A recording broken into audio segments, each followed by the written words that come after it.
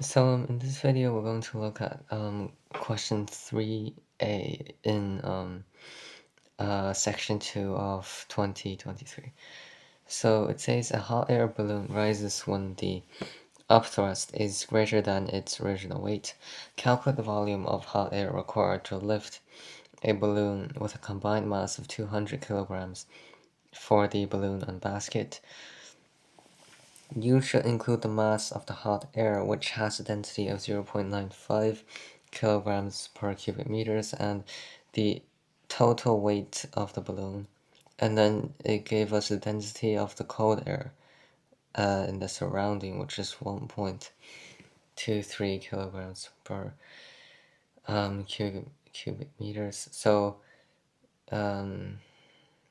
okay, so I think the buoyancy, we have to figure out the buoyancy first and set the buoyancy is equal to the weight of the balloon and the basket. Okay, so let's see. So essentially, let's see. So essentially, 200 times 9.8, which is essentially the weight of the basket.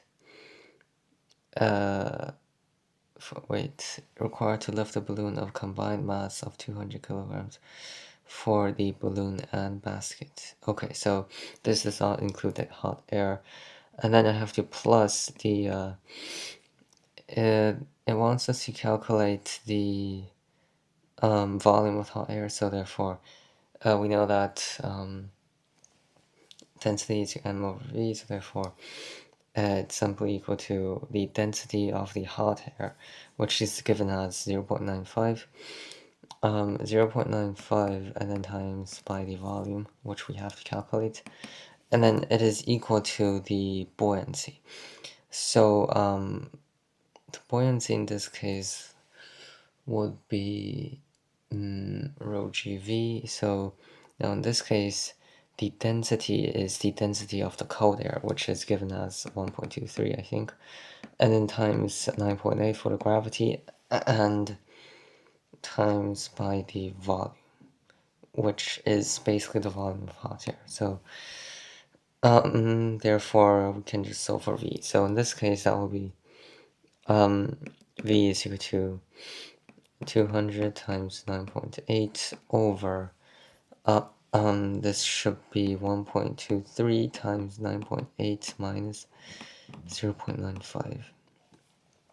Yep, and oh, I forgot to add something. This has to be timed by 0.9.8 as well, because that gives essentially the weight.